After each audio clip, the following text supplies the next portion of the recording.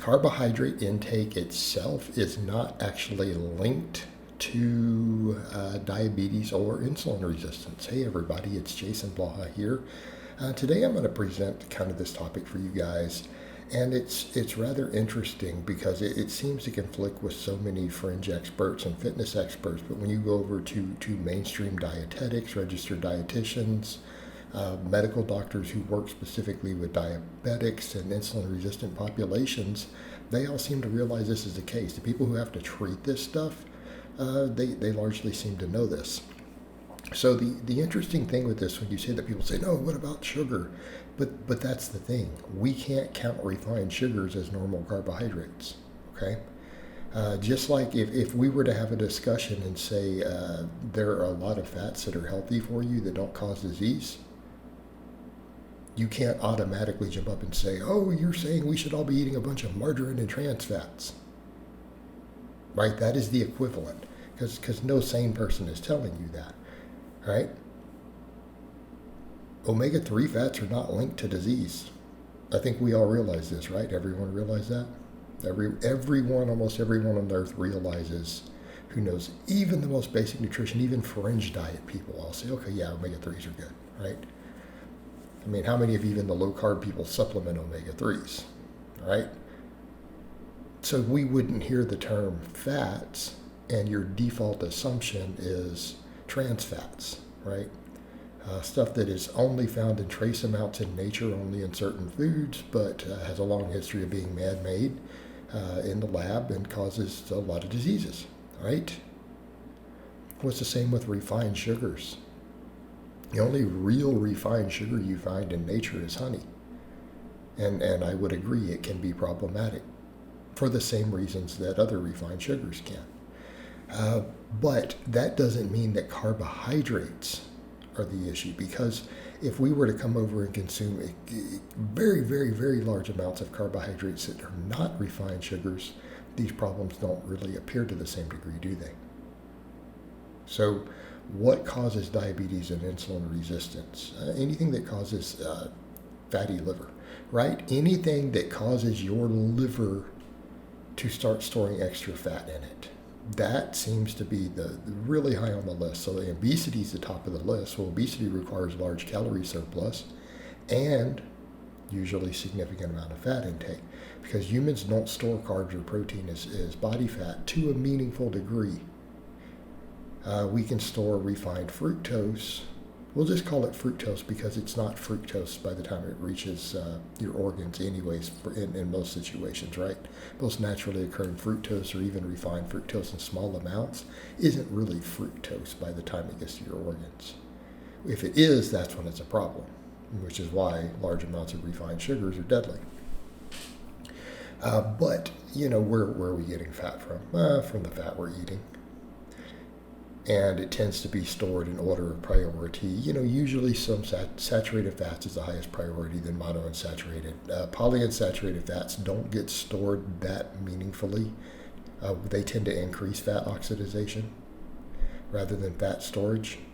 And it doesn't even, the exception being maybe trans fats, like omega-6s that have been turned into trans fats, probably the exception there. We're talking about it in a naturally occurring form.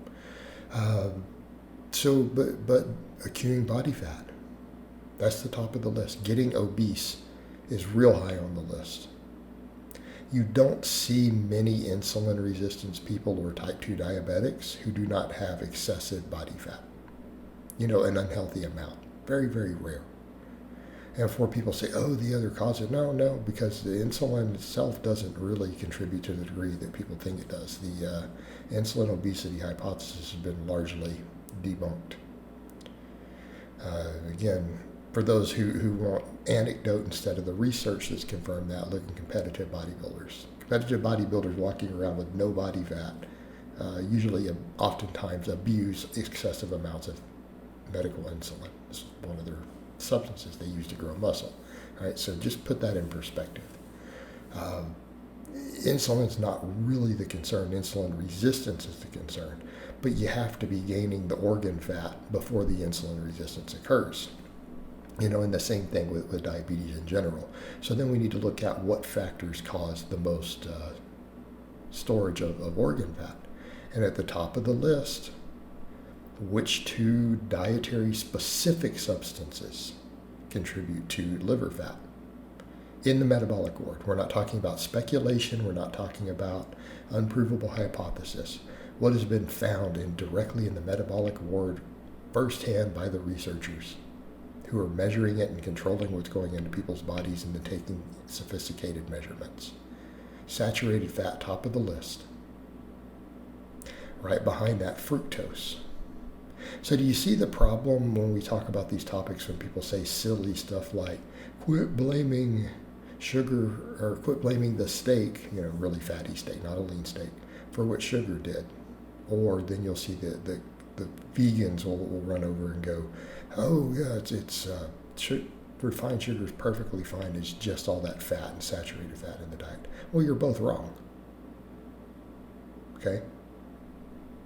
The data clearly shows that you're both wrong, that it is both. Both of these substances in large amounts become problematic in this regard. It's not an either or, it's, hey, these are things that you should probably limit in your diet in regards to this.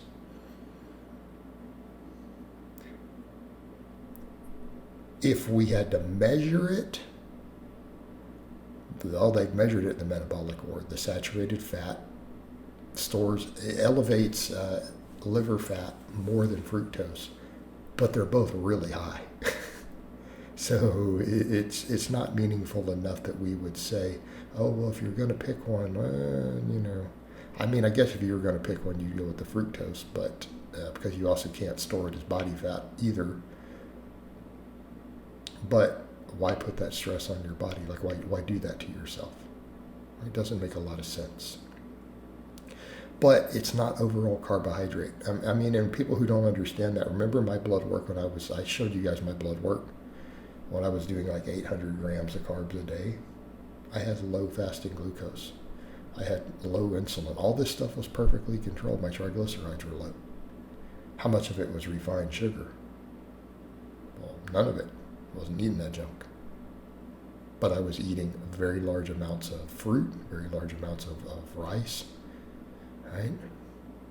And I mean copious amounts. We're talking 3,000 calories of carbohydrate a day. And notice I didn't really gain significant body fat during that time. So again, just highlighting an example for myself compared to the metabolic ward, whereas then I have tended to gain body fat when my dietary fat's higher. Right? When I've done low carb, high fat diets, when I've done the vertical diet, I tend to gain body fat. All right, guys, but that's really all I have to say on that today. I hope it's been informative, and I'll talk to you guys next time.